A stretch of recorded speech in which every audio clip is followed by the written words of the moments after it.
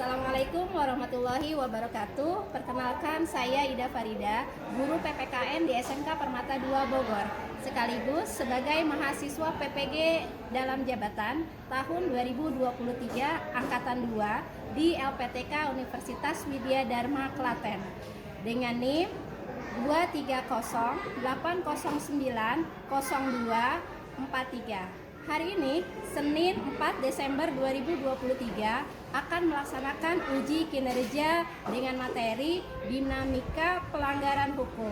Selamat menyaksikan. Assalamualaikum warahmatullahi wabarakatuh. Waalaikumsalam warahmatullahi wabarakatuh. Gimana kabar kalian? Semuanya? Baik.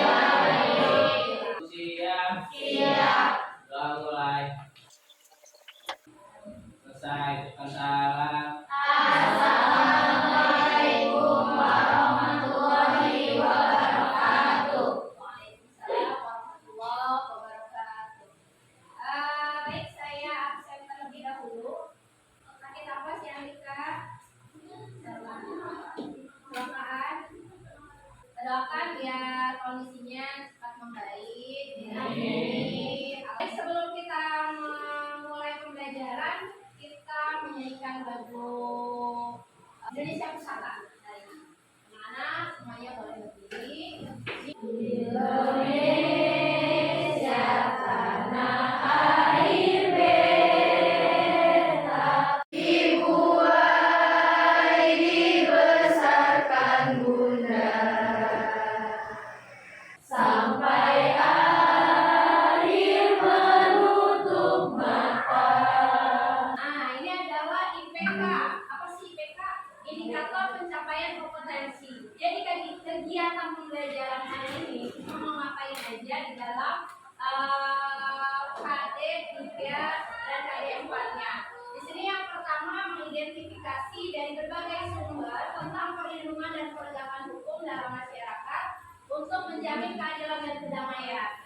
Tujuan pembelajarannya sendiri dan kita mau ngapain aja dalam kegiatan kali ini. Yang pertama, kalian membaca dan menonton tayangan video. Nanti saya akan tayangkan sebuah video tentang materinya dinamika pelanggaran hukum.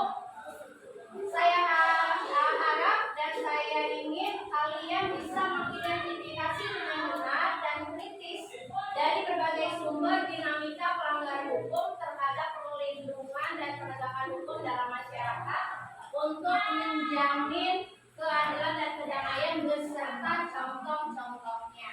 Dan adapun instrumen penilaian saya masih sama di 3 penilaian sikap, penilaian pengetahuan, ini seperti biasa nanti akan saya adakan kuisis, dan terakhir penampilan keterampilan. Ini bagaimana kalian ketika berdiskusi, menyajikan hasil, mempresentasikannya. Ini akan saya jelaskan. Kita akan mulai pembelajaran. Pekan lalu kita bahas tentang peran lembaga penegak hukum. Masih ingat? Masih, alhamdulillah. Ada berapa lembaganya? Ada 5. Apa aja? Iya, ada yang hakim dulu, ada yang ini dulu. Satu. Polri. 2. Kejaksaan. 3. Hakim. 4. Advokat. 5. KPK. Iya, sama-sama ada ingat ya. Nah, sekarang kita lanjutkan materinya kepada materi dinamika pelanggaran hukum. Apa manfaatnya?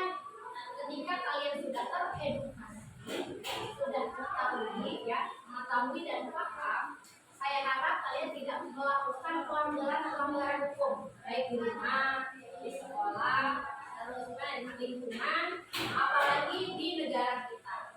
Nah, bentuk-bentuknya kayak gimana aja sih? Saya punya beberapa gambar.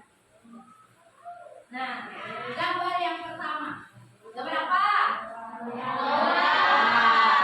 Tauran. Ada yang pernah coba di sini? Jangan coba-coba. Kira-kira ini bentuk pelanggaran di lingkungan mana? Sekolah.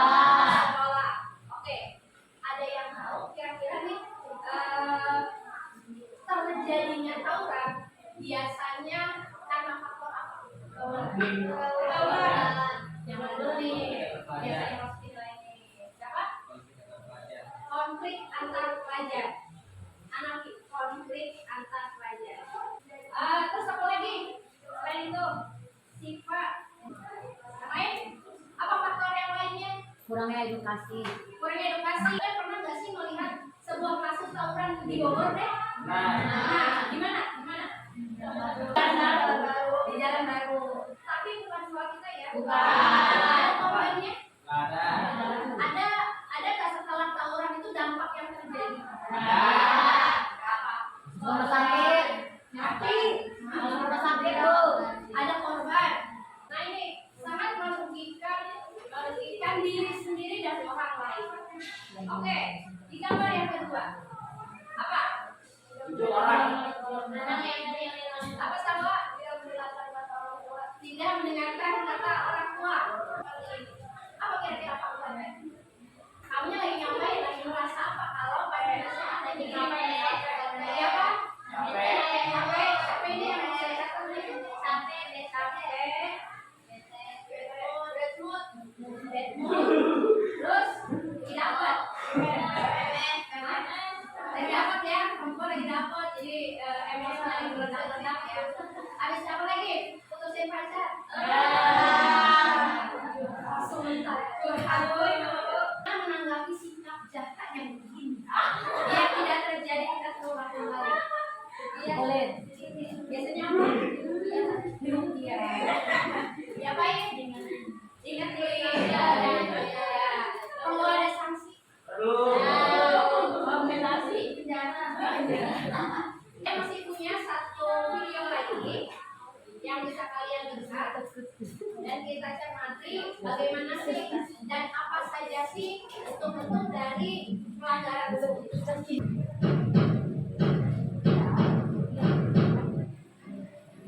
Rasa pelanggaran hukum sudah tidak asing lagi di telinga kita. Secara harfiah, pelanggaran merupakan situasi ketika peraturan tidak terpenuhi akibat tindakan seseorang. Sedangkan hukum adalah suatu sifat norma dan aturan untuk mengatur perilaku manusia.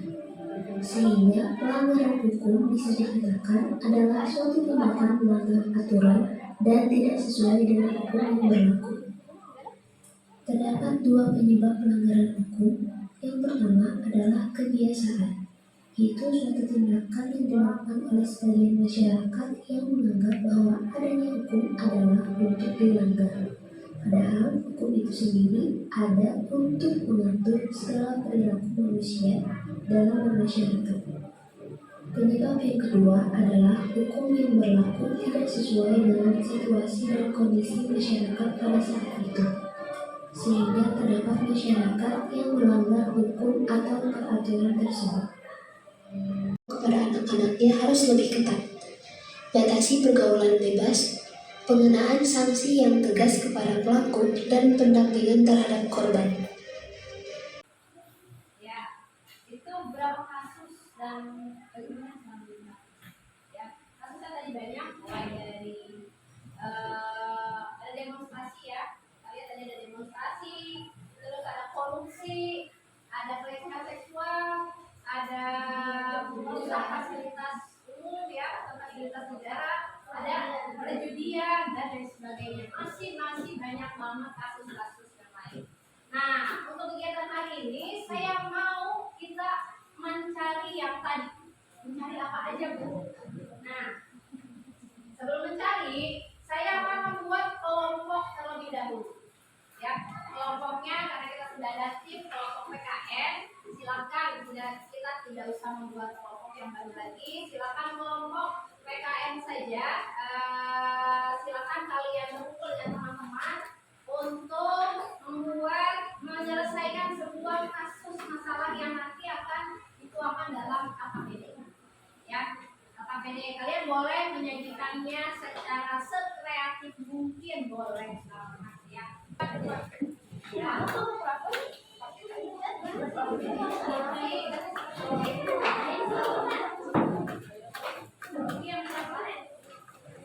Oke, udah ya. Udah. Di sini ada 5 gambar. Ya, ada 5 gambar yang nanti kalian akan mendapatkan satu gambar terpilih. Sebelum itu saya berikan dulu AKPD-nya.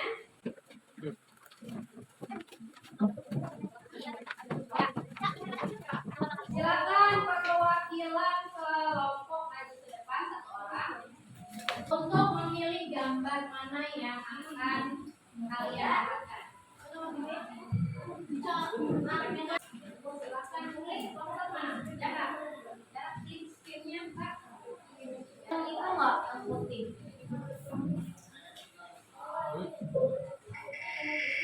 Ingat ya, nanti hasilnya apa?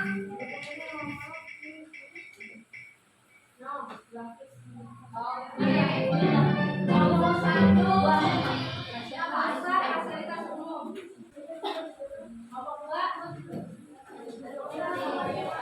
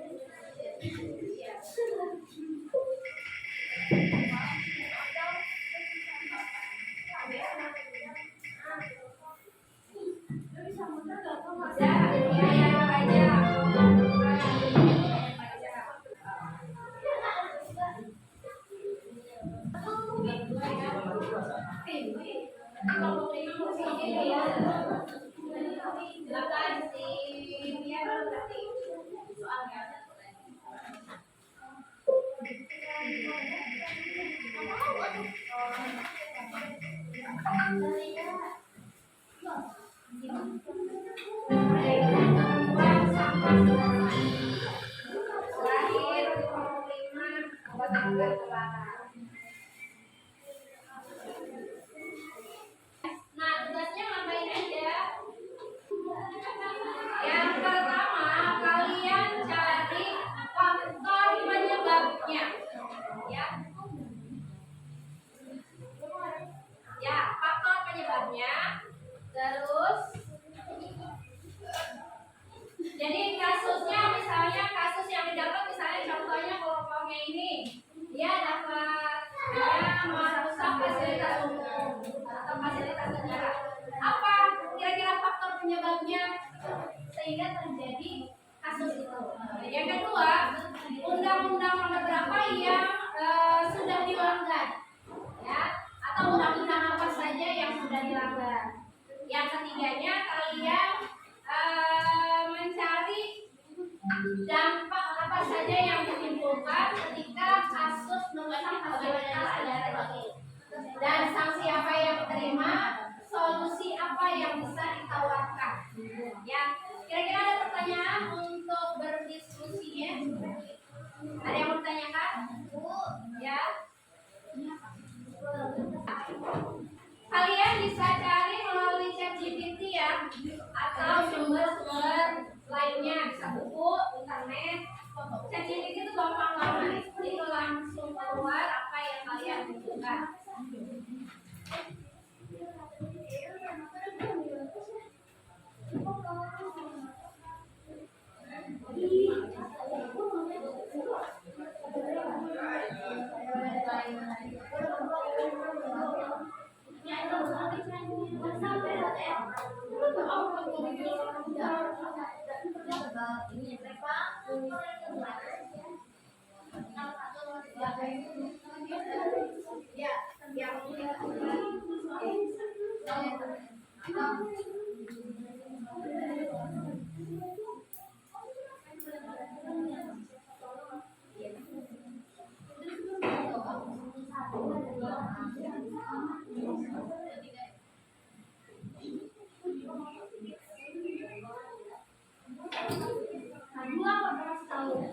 Oke, ada lagi yang mau ditanyakan?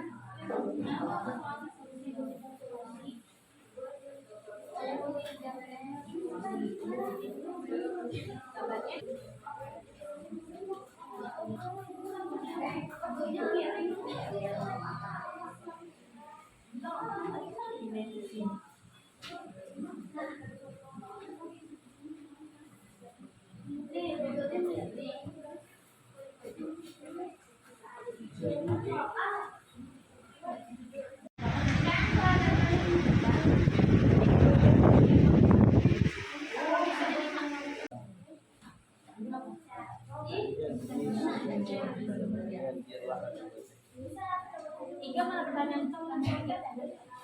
Yo, kelompok satu dulu ya. Kelompok satu dan kelompok tiga. Kelompok dua beres.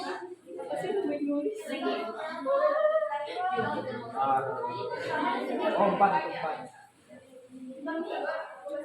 Gimana?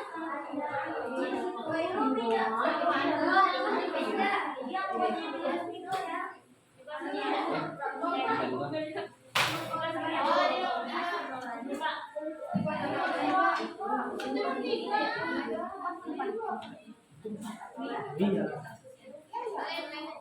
Dia orang kerja. Oh,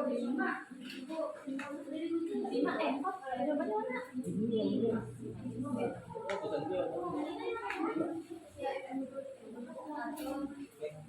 Tiga.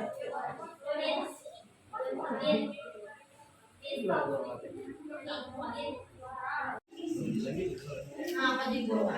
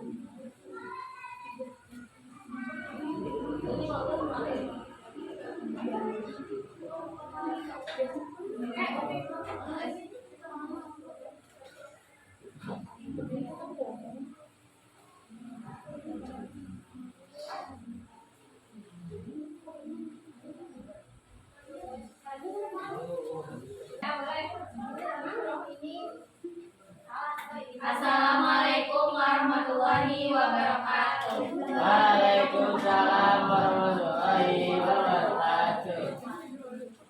Oke teman-teman, jadi hari ini kita mau presentasi tentang penggunaan obat terlarang atau narkoba ya.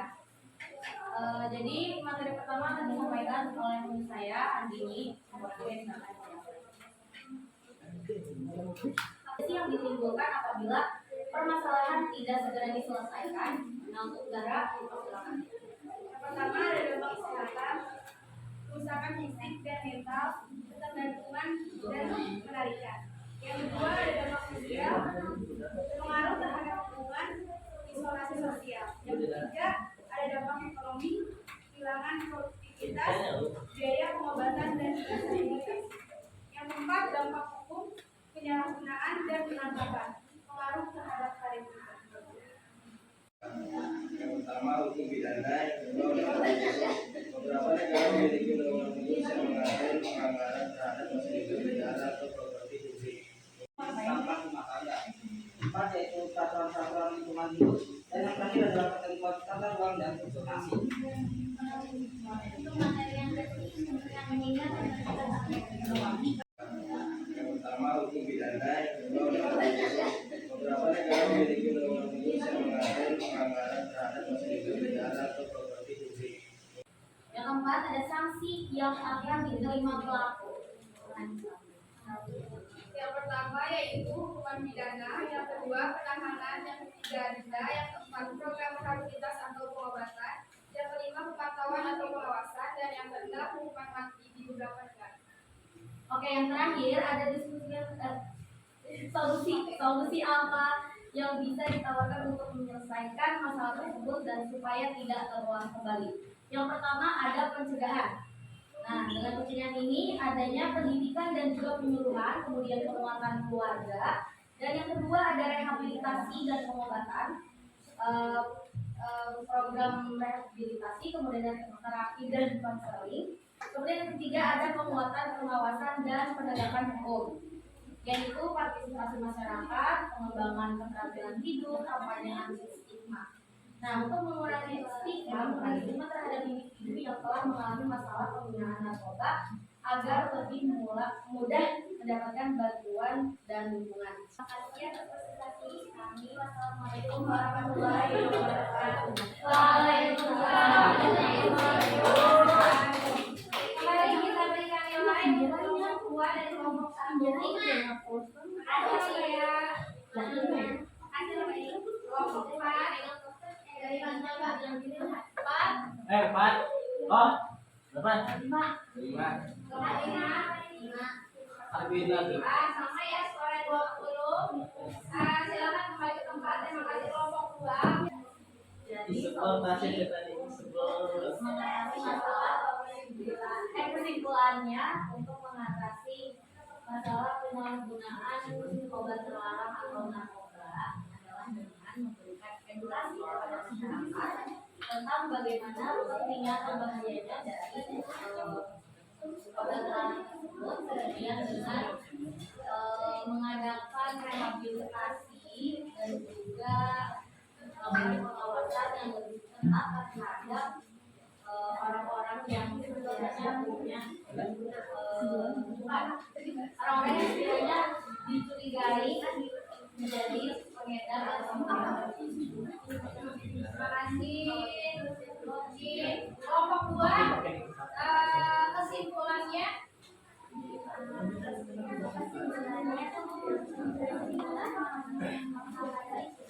Sama sembarangan, jadi lebih menyediakan tempat sampah yang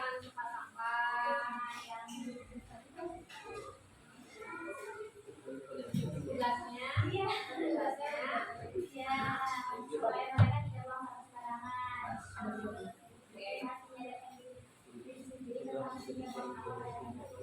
Menyadarkan ya lebih pada kesadaran diri sendiri. Kasih kelompok 2, kelompok 3. Tadi kasus tentang pajak, bagaimana kesimpulannya? Kita sebagai warga negara yang baik harus membayar pajak kan itu masuk kewajiban ya.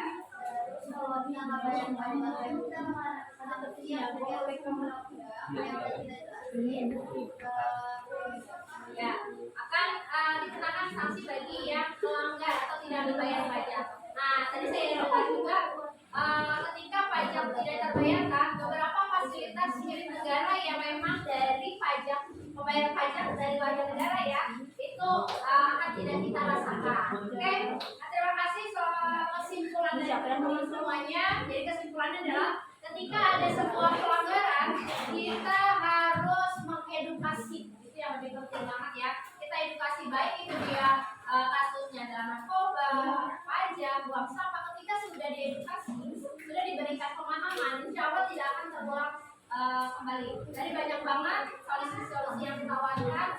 Cabut Jumat. Kita melanjutkan kepada penilaian kognitif. Sebelum penilaian kognitif, silakan kalian duduk di bangkunya sesuai dengan kelompoknya, tidak ada masalah. Silakan duduk.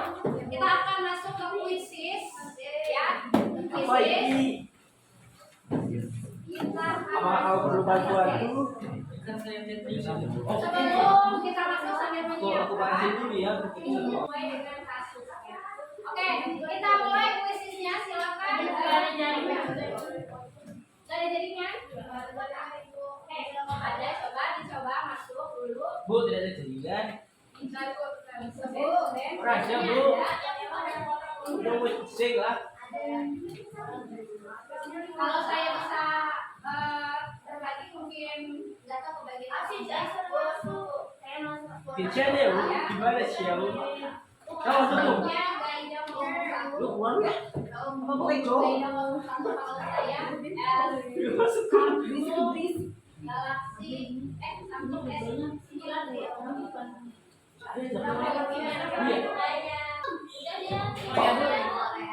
Korea tuh kenapa Korea tuh? Lah, saya tidak masuk. Oh, masuk.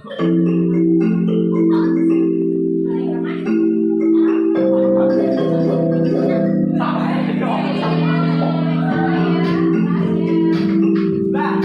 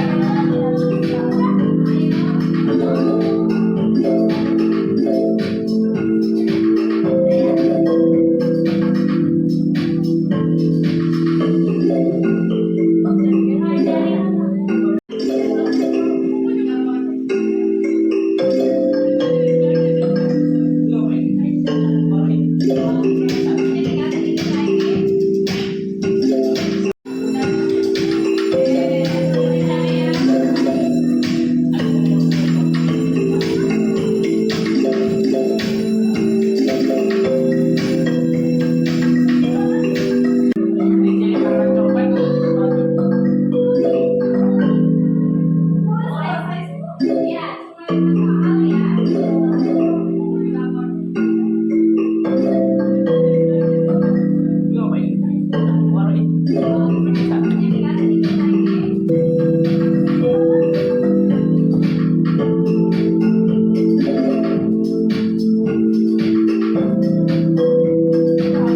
aja.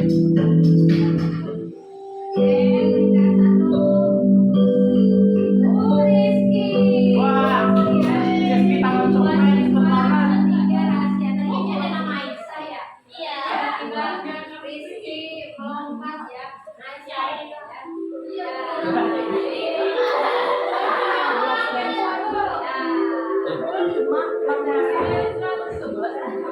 Biasa saya akan menanyakan peristiwa apa yang terjadi pada kegiatan hari ini. Kalian ngapain aja? Bahas apa? Tawuran. Masalah tawuran. Oh, kasus ya. Kasus dibagi-bagi. Kebetulan dia masalahnya masalah tawuran. Tawuran. Ya, kan yang tahu ini tahu. Bagaimana perasaan kalian? Senang.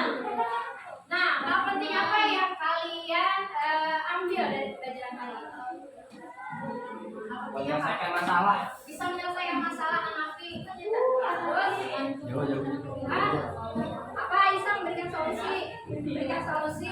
Malu-malu banget ngomongnya ya. Jangan malu-malu Aisyah. Ada lagi? Kalian jadi tahu ya, ketika ada pelanggaran hukum, apa yang harus dilakukan, faktor penyebabnya apa, dan terlebih adalah kalian menghindari sehingga tidak terjadi berulang-ulang. Nah, kegiatan apa yang paling kalian suka? Apa masih sama? Apa? Kuis. Sama ya, kegiatan selalu kuis. Oke, anak-anak sekalian, kita pertemuan selanjutnya nanti akan membahas tentang sanksi dan pelanggaran itu sendiri. Kalau kemarin kita sudah perannya, hari ini dinamika, pertemuan selanjutnya adalah sanksi-sanksi atas pelanggaran hukum. Oke ya? Saya rasa cukup untuk kegiatan pembelajaran hari ini. Kita berdoa di tempat. Yuk, 1, 2, 3. Oke ya, kita tutup pertemuan kita kali ini dengan baca hamdalah. Semoga kalian mendapatkan pembelajaran yang bermanfaat hari ini. Selamat berlibur, sehat-sehat kalian. Senin kembali. Silakan dilanjutkan doa. Nanti. Siap. Mulai.